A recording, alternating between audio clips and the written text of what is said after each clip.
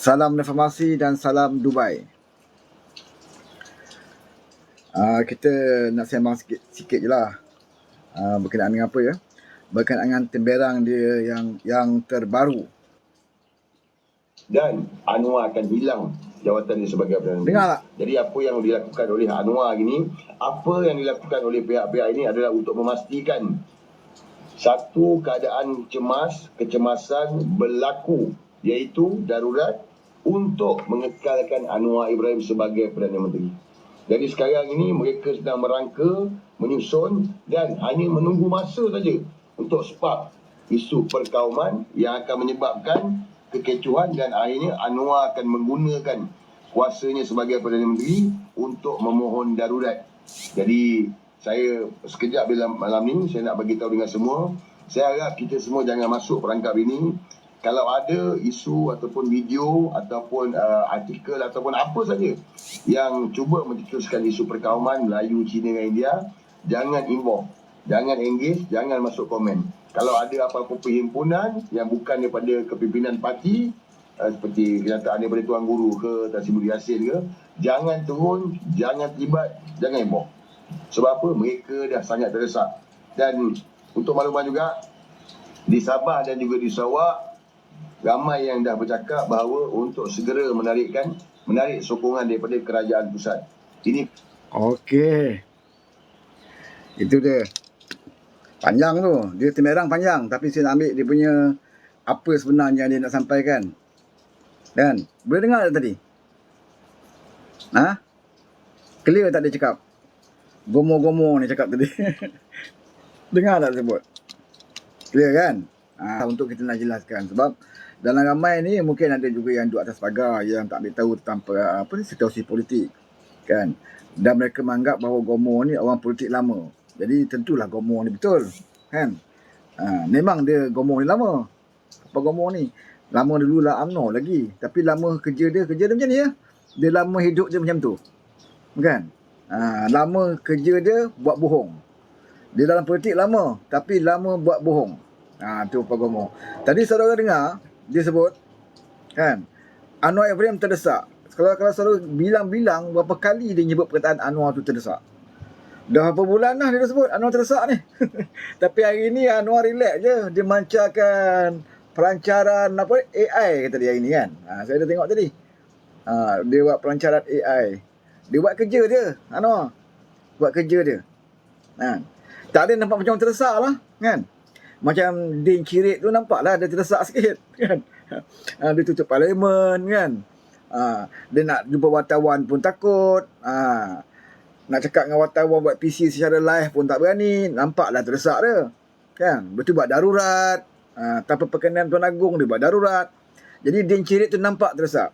Anwar hari ni balik daripada Brunei semalam, terus hari ni ada pelancaran AI, kan. Ada nampak ke gaya-gaya macam orang nak jatuh ataupun orang tertekan ke? Ada ke? Kan? Kalau kita bijak berfikir kan, kita tahu. Papa Gomo ni dia anggap penyokong-penyokong dia bodoh. Ini masalah bagi penyokong-penyokong Papa Gomo ni. Sebab tu Papa Gomo semakin lama setiap hari dia berbohong. Pasal dia anggap yang dengar semua bodoh. Sebab tu dia tutup komen. Saya tengok dia punya live, tak ada komen. Bila dia buat live, dia kan tutup komen dia. Pasal dia tak nak ganggu bila orang tanya dia soalan dan dia dah tentu dia tak boleh jawab. Kan? Macam kita tengok dia berdebat dengan Mah Hussein tadi kan. Dia suruh Wan Mah Hussein masuk dia punya room. Lepas tu, okey, Wan Mah Hussein masuk. Kan? Sahut cabaran dia. Selepas tu, Wan Mah Hussein jemput dia masuk room Wan Mah Hussein, dia tak nak masuk. Nampak tak? Punya bacul dan penakutnya Papa Gomo ni sebenarnya. Dia suka duduk dengan orang-orang yang bodoh-bodoh. Kan? Bila dia duduk bersama dengan orang yang bodoh, maka dia nampak cerdik. Tu cara style Papa Gomo. Dia duduk di kalangan orang yang bodoh, dia akan kelihatan cerdik. Kalau dia bercama dengan orang lain, nampaklah dia tu bodoh sangat. Kan Papa Gomo ni. Tapi bila dia sama dengan orang yang bodoh, dia tu cerdik lah sikit. Sebab orang bodoh ni akan anggap dia pandai. Macam saudara dengar tadi kan, baru berapa minit je. Kalau buka panjang, dia ada 6 minit lebih. 10 minit. Dia punya live dia kan. Lebih kurang 6 minit 44. 6 minit 44 saat. Dia punya live tu. Baru 3 minit. baru suku yang kita dengar, dah berbohong dah. Baru awal dia bercakap dia dah bohong. Pertama dia kata Anwar dah terdesak. Kan? Itu dah kita dengar banyak kali dah. Daripada dia sampai kepada Raja Putra. Raja Putra ni. Dia kata Anwar terdesak dan Salim. Dia 3 orang je yang paling kuat bercakap lah. Syafiq ni nampak macam cerdik sikit. Syafiq Halim ni, walaupun geng dia, geng Gomo kat lah. Tapi nampak macam cerdik sikit. Syafiq ni dia tak keluar benda-benda macam ni. Kan? Syafiq ni dia kira pasal dia berperang dengan Apple Masam je kalau dia buat live. Kan? Dia cerita tentang dana. Itu geng Syafiq lah. Dia berperang dengan Apple Masam. Tapi Syafiq tu memang geng Papa Gomo. Geng sama lah. Tapi Syafiq cerdik sikit. Dia tak nak cerita benda ni. Pasal Syafiq ni, dia tahu benda ni bohong. Dia tahu benda ni karut. Kan? Tapi Papa Gomo ni dia tak kisah. Pasal pada Papa Gomo dia anggap orang yang dengar dia, semua orang bodoh. Dia cakap apa pun. Kan? Sama juga dengan Salim Todi tu. Salim Iskandar Todi Paprukari. Dia pun macam tu juga. Dia anggap orang semua bodoh. Sebab tu bila dia kata Mahathir wali Allah, pada dia ingat semua orang akan percaya. Mahathir itu wali Allah. Jadi, berapa ramai yang ikuti dia, pada dia semuanya bodoh. Dia tak nak tengok orang cerdik. Sebab itu dia tutup ruang komen dia. Kita buat live, kita buka komen. Makilah kat sini, saya peduli apa kau nak maki. Saya buka TikTok, saya buka komen. Dekat YouTube live pun, kalau saya live kat YouTube, saya buka komen. Makilah, ada apa maki. Tak luak pun kan. Tak tumbuh pun rambut saya, kalau saudara maki saya pun. Tak bertambah botak pun saya, kalau saudara maki pun. Kan, peduli apa dia. Kita duduk dalam tentera yang berpuluh tahun. Kan, sampai pencen, bukan berhenti separuh. Sampai pencen. Kan. Maki ni dah jadi sedapan harian. Dah jadi celik je mata kena maki dah. Kena maki, kena carut ni, makanan harian lah. Jadi kalau sekarang ni nak maki, dah tak ada apa-apa lah. Tak beri kesan. Macam Datuk Seri Anwar Ibrahim lah kan, fitnah lah apa pun. Katalah apa kat dia pun. Kan, ugut lah dia, tekan lah dia macam mana pun. Tak ada apa-apa lah. Lali dah dia. Kan, setakat Cikgu Bat panggil dia Dajjal tu, tak beri kesan apa-apa kat dia. Kan, ada nampak Anwar Susati. Kan, balik kerja kadang ada masa dia jogging. Ada masa ruang sikit petang-petang dia jogging. Ada masa sikit dia main dengan cucu dia. Lepas tu dia pergi pejabat. Lepas tu dia pergi sana, pergi sini kan. Ada nampak dia susah hati? Tak ada. Tak susah hati saudara. Yang susah hati dia cirit sampai sekarang tak berbunyi. Lama senyap ni. Kan? Yang susah apa dia? Haji Hadi duduk IJN. Kan? Susah apa? Daim duduk hospital. Dengar SPRM nak panggil, masuk hospital terus. Orang tua tu. Kan? Sebelum ni, Daim ni berapa tahun tak masuk hospital? Kan? Saudara beringat bila kali terakhir Daim Zainuddin masuk hospital? Ingat? Lama. Baru ni masuk hospital. Sebab apa masuk hospital? SPRM panggil. Sebelum tu SPRM panggil bini dia. Kan? Lepas tu panggil anak dia. Dah soal siasat dah. Bini dia pun emosi. Lepas soal siasat tu terus buat PC. Kan? Ini dengki. Suami saya ni memang kaya daripada dulu lagi. Suami dia kaya. Lahir-lahir tu kaya. Kan? Jadi kenapa pula nak siasat? Kan? Takut apa? Kan?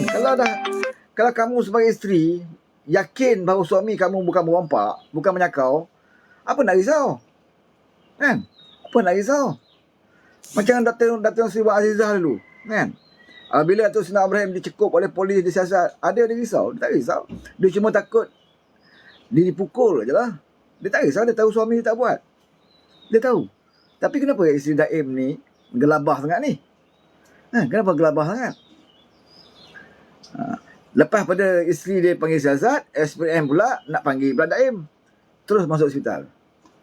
Haji Hadi masuk dulu. Tak tahulah siapa masuk dulu ni. Siapa yang masuk dulu? Haji Hadi ke Daim? Siapa yang mati dulu? Do ke? Macam tu lah kan? Siapa boleh jawab?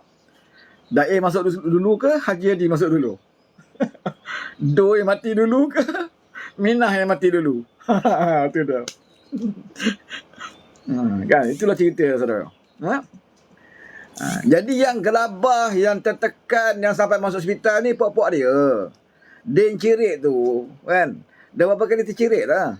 Menantu tak balik-balik sampai sekarang. Kan sampai terpaksa pula pak mentua pergi keluar negara nak tengok cucu.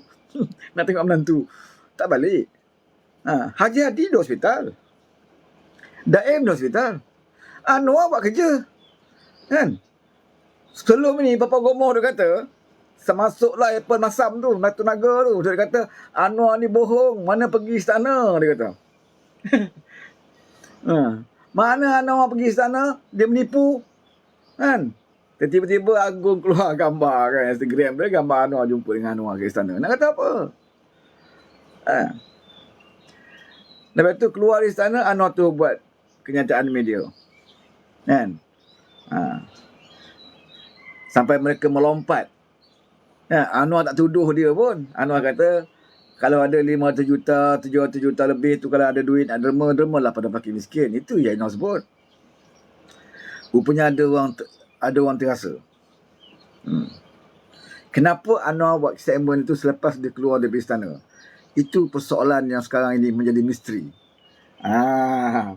Yang menjadikan mereka bertambah gelabah dan terus gelabah, sehingga ada yang report polis, kan? Dia kata Anwar ni menuduh dia rasuah agung. Ada Anwar sebut ke? Baca tak kenyataan media tu?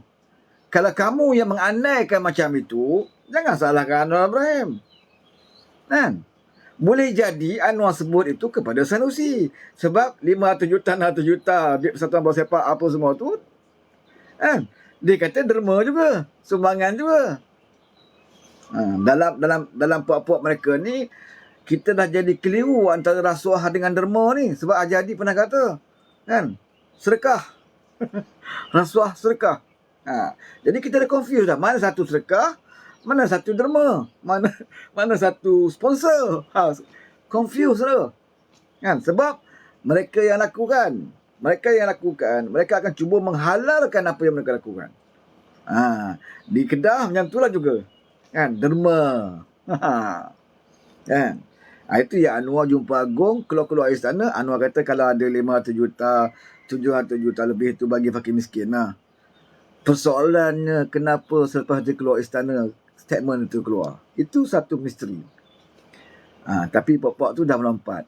Hebat tak hebat Anwar Ibrahim ni. Dia jentik satu perkataan je. Satu fasa yang terakhir, perenggan yang terakhir. Dia sentuh, melompat, meroyan habis. Sampai Mahathir berbunyi. Mahathir berbunyi. Mahathir pun cakap. Mana bukti? Bukti apa? Nak bukti apa? Nak suruh Anwar bukti apa? Anwar bukan tuduh kamu. Kan? Anwar bukan tuduh Haji Hadi. Nak bukti apa? Kenyataan dia general. Kamu ada 500 juta, 700 juta. Kan? Bagi fakir miskin lah. Nak derma. Jadi benda tu akan terjawab juga satu hari nanti. Percayalah saudara. Sebab kita dapat melihat sejarah Datuk Seri Anwar Ibrahim ni. Bila dia kata je, dia takkan katakan satu benda yang tidak jelas. Atau satu benda yang dia tidak tahu. Macam dia sebut, ada parti terima duit judi. Berulang kali dia selalu sebut. Kan? Orang kata, buktikan. Ini tuduhan, ini fitnah. Muhyiddin kata, ini fitnah, saya akan saman. Tak saman sampai sudah. Sampai hari ni tak saman. Mana dia Muhyiddin saman? Bila Anwar kata, dia terima duit judi. Kan? Tak saman. Haji Hadi pun tak saman. Muhyiddin kata, kita akan saman. Ini satu fitnah. Tak saman, saudara. Sebab apa yang Anwar sebut, selalunya dia akan sebut benda yang jelas dan dia tahu. Apatah lagi dia Perdana Menteri, dia Menteri Keuangan, dia buka fail, dia tahu. Bila dia kata ada parti politik makan duit judi. Kan? Maksudnya apa? Maksudnya dia tahu. Macam mana dia boleh tahu? Sebab dia pernah petikaikan. Waktu kerajaan PH dulu jadi kerajaan, judi 8 kali cabutan saja. Kita kurangkan daripada sebelum itu, daripada 22 kepada 8 kali. Maknanya cukai bagi kerajaan judi itu dah berkurang. Sebab apa? Sebab kita kurangkan. cabutan judi daripada 22 kepada 8. Bermaksud kerajaan kekurangan cukai pendapatan judi ni, ada kurang dia sebab kita kurangkan cabutan judi. Bila kita dikhianati, kerajaan kita tumbang, naik din cirit untuk menegakkan hukum Islam, untuk menjaga martabat Islam, untuk menjaga ketuhanan Melayu, maka din cirit naikkan balik 8 kepada 22 kali. Logik akal dia, apabila cabutan judi daripada 8 naik ke 22, cukai pendapatan kerajaan, cukai judi ni tadi akan bertambah. Betul tak? Sebab masa kerajaan PH kurangkan dulu, cukai itu berkurangan. Sebab kita kurangkan daripada 2 kepada 8. Kan? Berkuranganlah pendapatan kerajaan. Bila mereka perintah, seperti mana yang saya sebut tadi, kerana nak memartabatkan Melayu, nak memartabatkan Islam, kerajaan Melayu Islam, dia angkat judi daripada 8 kepada 22. Kenapa? Kerana tycoon-tycoon dah bagi syarat. Tycoon-tycoon ni geng-geng Tun lah ni. Geng-geng Tun, geng-geng Tan Sri. Ni tycoon besar. Ya, termasuk tokoh-tokoh judi. Dia dah bagi syarat. Macam mana kami nak hidup ni? Kan? Judi dah kurang lah ni. Macam mana din cirit? Kan? Up lah sikit. Kan? Up lah sikit. Din cirit pun up. Naik balik 22. Kalau ikut logiknya, cukai akan bertambah sebab kita naikkan balik 22. Tapi bila Anwar semak, tak ada. Tak ada. Pendapatan tambahan tu tak ada. Kemana pergi dia? Itu persoalan tu. Kemana pergi dia? Cukai judi tu. Tak habis siasat lagi, saudara. Tak habis lagi. Kalau tanya walaupun dia kata apa? Kalau salah, report SPRM lah. Polis lah. Kan? Style walaupun macam tu lah. Selagi tak diputus oleh mahkamah, tak bersalah. Style walaupun macam tu. Tapi bila masuk mahkamah, macam yang kes rasuah Terengganu tu. Kan? Dah putus mahkamah dah tu. Sampai ada pilihan raya kat Terengganu. Kes rasuah pilihan raya. Dah putus dah. Orang kata apa pula? Ini mahkamah dunia. Belum mahkamah akhirat lagi. Dia akan lari. Dia tetap akan ada alasan. Sebelum masuk mahkamah dia kata apa? Macam Sanusi tu. Kan? REE ke. Macam-macam kes lah. Hina Raja ni. Hina Sultan Selangor ni apa semua. Tak bersalah lagi. Kan? Buat apa kita nak cerita? Buat apa nak tuduh dia? Mahkamah tak putus hukuman. Itu style one on. Bila dah putus hukuman, dah jatuh hukuman, dia kata apa? Ini hukuman mahkamah dunia. Akhirat belum lagi. Itu style one on. Kalau kena kepada dia, itulah jawapan dia. Tapi kalau dia tuduh ke Anwar Ibrahim, dia tak kira. Kan? Dia tak kira. Yang tak ada pun dia akan reka. Kalau kena kepada Anwar Ibrahim, kepada pimpinan kita, yang tak ada pun dia akan reka. Kalau nak tuduh pimpin DAP, kan? Cakap sikit, dia besarkan tu. Ya Allah. Dia besarkan kisah tu. Kan? Contoh yang terbaru macam cerita Ngeh Kuham tu lah. Kan? Sikit je benda dia. Isu dia. Kan? Selesai lah sepatutnya. Kamu desak dia minta maaf. Dia dah minta maaf. Lepas minta maaf, kau pergi report polis. Lepas tu kau berdemo. Lepas tu ada orang bakar kereta.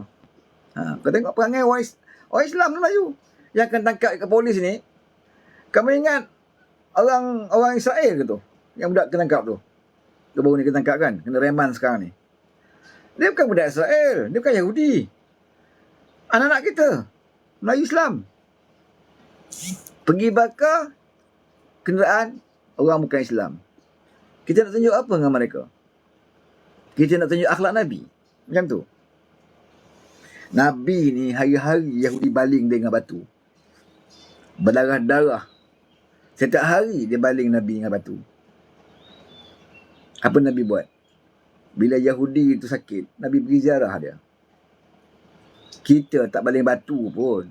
Baru Ngeh Kuham tu minta pendapat aja. Bukan dia menyanggah hukum. Dia minta pendapat. Kita bagi pendapat. Dia terima pendapat kita. Kalau dia kata salah, dia minta maaf. Apa masalahnya yang kita ni duk bising ni? terancam sangat ke Islam dengan pendapat dia. Apa masalah kita?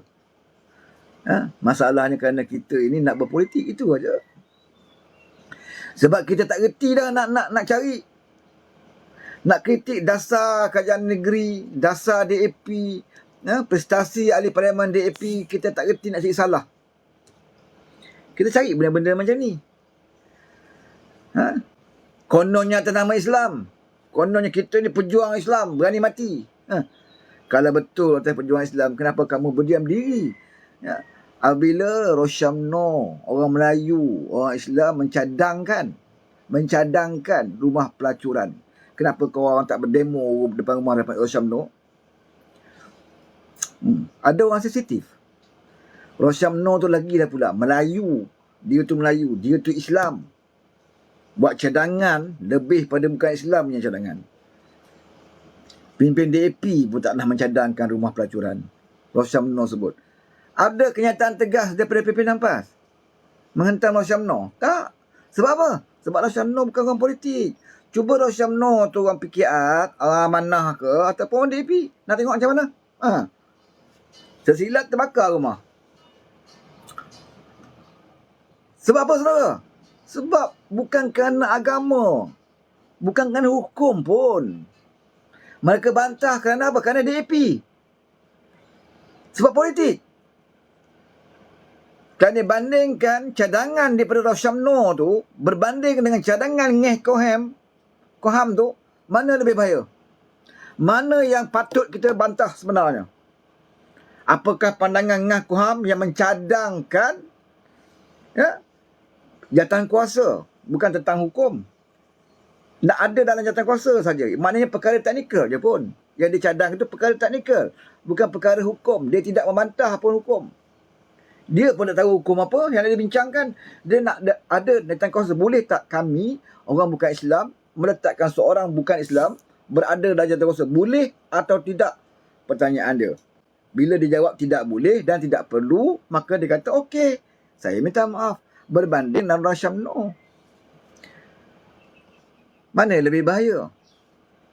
Rosyamno orang Melayu, Ngeh Koham orang Cina. Rosyamno orang Islam, Ngeh Koham bukan orang Islam. Rosyamno melibatkan perkara hukum, Ngeh Koham tidak melibatkan perkara hukum. Tapi kita bantah Ngeh Koham tu, kan? Kita bantah macam kita lah pejuang Islam yang sebenar, pembela Islam yang sebenar. Kalau kita pembela Islam sebenar, kau orang pergi hentam tu, kan? Kritik tu Rosyamno tu. Pertama dia orang Melayu, dia orang Islam, kerana dia orang pelakon, orang ada pengaruh, dia ada pengikut, dia ada peminat. Kenyataan dia tu cukup bahaya. Ada orang pergi? Tak ada. Sebab apa? Sebab Rosyamno bukan orang politik. Oleh kerana dia bukan orang politik, maka dia bukan musuh kami. Musuh kami siapa? DAP.